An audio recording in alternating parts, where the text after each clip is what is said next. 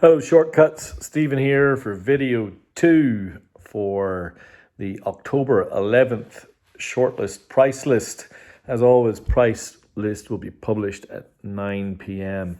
If you'd like to be part of the mailing list, hit me up on the email that's in the channel. All right. Now, I'm wearing my JB's t-shirt. On the previous list, I talked about funk and soul.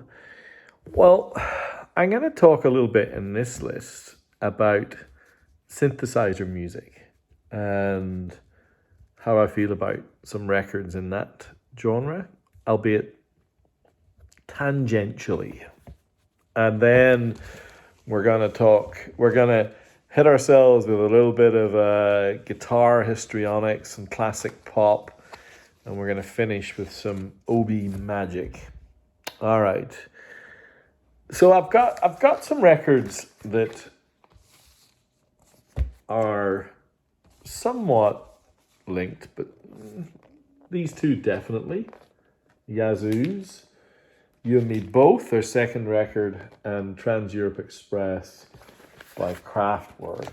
But I'm also going to talk a little bit about the Stranglers' debut album and Rio, Duran Duran, but we'll get to those. Let's talk about these two records to start with. And my favorite of these four is this, Yazoo.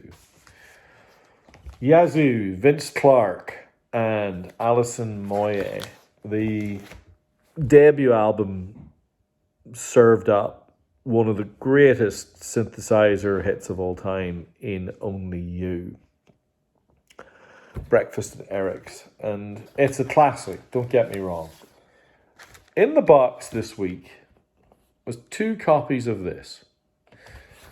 I went round to one of our club members, Tim. Tim's house on Saturday evening. We brought some records and we had some food and a drink. And we listened to a lot of fusion. We listened to some prog. We listened to some funk and some Zambian rock, and more of that in later videos. And it was great. And then, I don't know, quite a bit into the evening, I said, why don't we put on this record? And he's got a really nice setup. He's got a Linn turntable, beautiful amp, and we sat back. And it is not unreasonable for us to say that we were blown away. Blown away. The sound quality was astonishing. Vince Clarke is a genius. I did not realize. I knew he came out of early Depeche Mode, which I really like. And by the way, more Depeche Mode to come in future videos. And he went on to astronomical success with Erasure. But in between was this 18-month period with Yazoo and Alison Moyet. Alison Moyet having come through a kind of soul and blues background, but Vince Clarke being, a devotee of these guys. The opening track on this song is called Nobody's Diary. On this record, it's called Nobody's Diary. Wow, what a track. Oh, we were like, what is this? And we listened to pretty much the entire side one. Softly Over, Sweet Thing, Mr. Blue and Good Times. And the interesting thing when you read up on the history of the band is that they were completely disintegrating at the time of this music. They couldn't stand each other. You look at the writing credits. Nobody's Diary, Moyet. Softly Over, Clarke. Sweet Thing, Moyet. Mr. Blue, Clarke. Good Times, Moyet. And it just flips between the two of them. They were writing songs separately, and my knowledge of Alison Moyet is pretty limited, but I am aware of her kind of soul pop era and that kind of really lugubrious voice. But she attacks these songs. There's bite in her vocals. she sounds unbelievably good. I tell you, can you see the Dalmatians there? I love the sleeve. This record blew me away. And what was fun was the next morning I texted Tim and I said, wasn't that a fabulous night? And he wrote back and he wanted to talk about this record. It's so good. And you know what? It's better than this. And this is like royalty. I don't know. Kraftwerk are a bit of a sacred cow for me. Are they good? Are they? I don't know. I mean, I was reading up on this record. Ralph Hutter and Florian Schneider, and a lot of people think that this is their apex. This is peak Kraftwerk. And some of that is because at this time they were hanging out in Berlin with Iggy Pop and David Bowie as they were completing the Berlin trilogy, Low, Heroes and Lodger.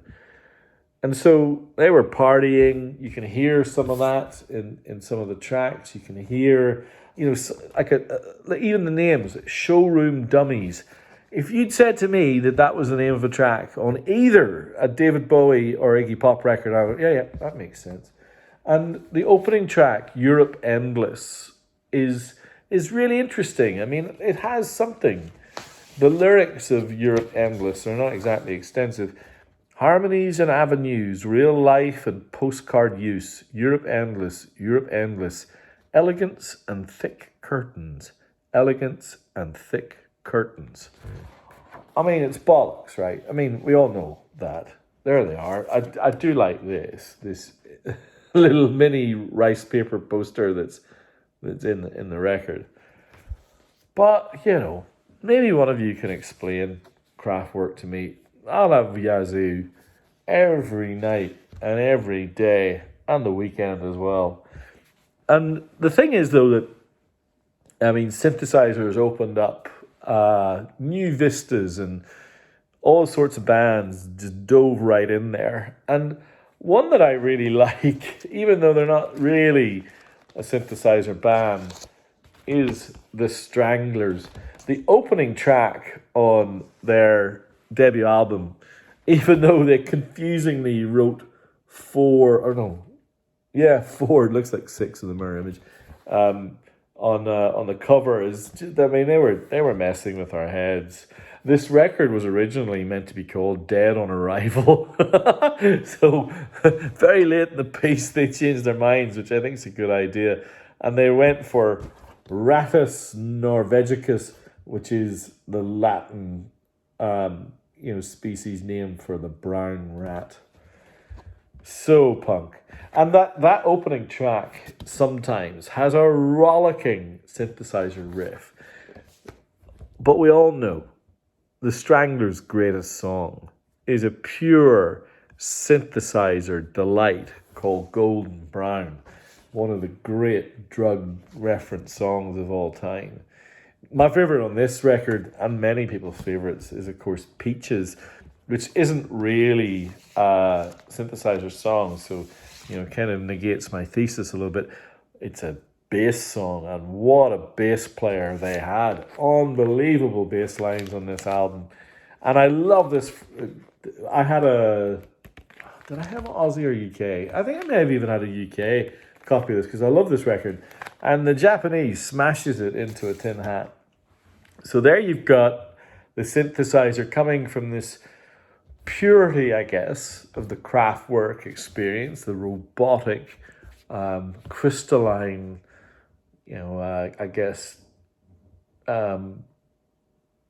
industrial synthesizer into playful and melodic, albeit still somewhat challenging Yazoo, making its way into effectively pub rock punk bands like the Stranglers, and then total mainstream with bands like Duran Duran. I have had so much feedback about the quality of the Japanese first press Rio. There are about 5 of you who've got this record, and 3 of you have been in contact talking about how incredible this is. Again, I love it when they munge the obi into the record. This is as mint as it gets, and it includes the stupidly rare, and I've been reading up on people desperate for this, the poster. And look at that poster. That is not common. Beautiful men they were. So there you've got the synthesizer making its way through crystalline to pop to full-on chart dominance. And then it even becomes controversial with bands like Rush. So this record, Signals, which was the record they made after Exit World Stage left, the live double LP that I had on the list a few weeks ago. And this record really does embrace synthesizer sounds as well, although Alex Lifeson's guitar does crank into gear on it more than a few occasions, and there's quite a few articles about this record back up in the time, in the early 80s when this was released, trying to stack rank it in the guitar echelons, because when he does crank it up, you can tell it's pretty special. And but again, you just have to listen to the first 2-3 minutes of this album, probably the most famous song on the record, Subdivisions, and you'll hear that incredible synthesizer fill. It's the volume, the breadth and heft of it became everything. There the three guys are. That's the Japanese first press of Signals. Well, after that, I did think I'm going to cleanse the palate a little bit. So one of the records that I've spoken about in the very enjoyable evening I spent with Tim was Yazoo. This second record that I'm going to discuss is another. And this record was the only record on Saturday night that we played from start to finish. And he'd never heard it before. It's only 33 minutes long, so it's not like it's a massive slog. But it is utterly fantastic. This band name is a shocker. How and why a band as good as this would call themselves Jane is still a mystery to me. This is Fire, Water, Earth and Air. And this is the main man right here. Klaus Hess. The Les Paul Deluxe, Gibson Firebird and lead vocal. Arguably, and it is arguable, but it is in the mix for the greatest guitar album of the 70s. When this record begins, and I remember I was enjoying watching Tim experience this record. Now the title track, Fire, Water, Earth and Air, begins, and he looked at me and he said, Pink Floyd. Isn't this like a Pink Floyd ripoff? And I was like, hold your wish. Let's give this, sorry, that's a very Irish thing to say, but anyway, I hope you get the point. Hold your wish. This gets interesting.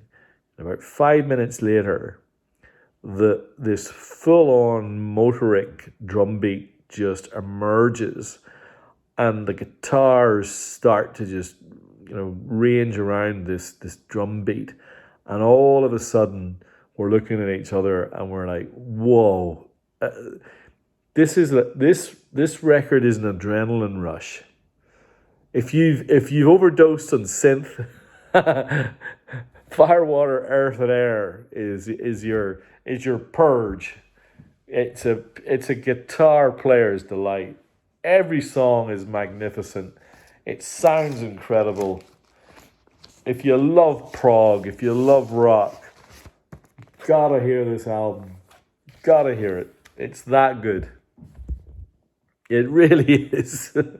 Now, I think if someone kind of held the proverbial to my head and said, you can only listen to one band from the 60s, but you're allowed to listen to their entire catalogue, who would you pick? And I think because of the fact that they released Muswell Hillbillies, and because they're a punk band and a pop band and a country band, and they're any band you want them to be, I think I'd pick the Kinks. Now, what I love about this compilation, it's one of these things that's Japan only, hard cardboard, just this beautiful, look at that sleeve, I love it. You can see it's been around, this record. There's a little bit of wear, but listen to this. Days, Wonder Boy, Autumn Almanac, Waterloo Sunset, Dedicated Follower, Fashion, Dead End Street, Sunny Afternoon, Sitting on My Sofa, Victoria, You Really Got Me, All Day and All Night, Animal Farm, Shangri-La is an amazing pick of their 60s records. Anyway, I love that compilation. I love the Kinks, full stop. Before we get to a little bit of Obi Heaven, I have a little bit of an anomaly. I'm going to chuck it in there. I noticed over the last few weeks, I put a few non-Japanese lists together, and a lot of you are very keen on those. There was one record that I thought about putting on there, and for whatever reason, I just decided not to, but I'm going to put it back in the mix. And it's this. It's Iron Maiden Killers. This is, in my opinion, by quite some distance, the best Iron Maiden album. I know it's not Bruce Dickinson, but I find Bruce Dickinson to be a bit of a ham. I can't stand it. That operatic, it's nonsense. It doesn't mean anything to me. I'm glad he's flying planes now. Good for him. But this is the original kind of Paul D'Anna vocal. I love how raw he is. I think his voice suits this kind of new wave of heavy metal, which was riff driven and kind of sweaty and has bass instincts. It's great. Clive Burr on drums and that Steve Harris bass player, and they're a great band and a great record. And interestingly, now this is the Australian first press, and the reason that that's notable is because, can you see there, side 2 of track 2 is a song called Women in Disguise. That track only appears on very few releases, Australian being one of them, because it is an Iron Maiden cover of a Die Vinyls song called Women in Uniform. And there's a history to that is well worth kind of reading up on. Anyway, fantastic copy of a real rocker of a record. All right. Now there are 3 hard cardboard, full-on Japanese Obi Heaven records. 2 that you will immediately recognize and 1 that you will not. So the 2 that you will recognize are Captain Fantastic and the Brown Dirt Cowboy, which is the Japanese first press, hard cardboard gatefold with all the magazines and accoutrements of one of Elton's best records, and a lovely Obi on that one. And this, I reckon that's the 73 hard cardboard press of Let It Be, another record that I've had stellar feedback on. And then the one you won't know, maybe a few of you, most of you won't, but this is a Scottish prog rock band called Pilot, and this, I think it's their second album, is called Morin Heights. There's the gatefold. It's snowy kind of place. What is notable about this record? It was recorded in Quebec, which I think is in fitting with the kind of snowy, cold, kind of Baltic imagery. And there's a song actually on the record called Canada, where they sing about how much better Canada is than California. It's a bit silly, but quite entertaining. But Pilot, after this record, went on to be effectively Alan Parsons' band for the Alan Parsons Project. So these guys can play. And this is a very notable album of theirs. And I know it's not, probably top of the shopping list of many of you, but I think it's a very fine piece of work and it sounds great. And you can hear why Alan Parsons would be hitting these guys up to become his band. So there you have it. Well, an unusual discussion on synthesizer, synth pop, punk pop, pop full stop, prog rock pop, the Kinks and some Obi Gold at the end. I enjoyed that little discussion. I hope you find it interesting too. And please leave your feedback, likes. I love that stuff. Don't get very much of it. When I do, I love it. And looking forward to speaking to some of you over the next couple of days. Yeah, there you have it. What an interesting list. Okay. I hope you all have a fantastic week, and I'll see some of you 9 p.m. on Wednesday. Bye.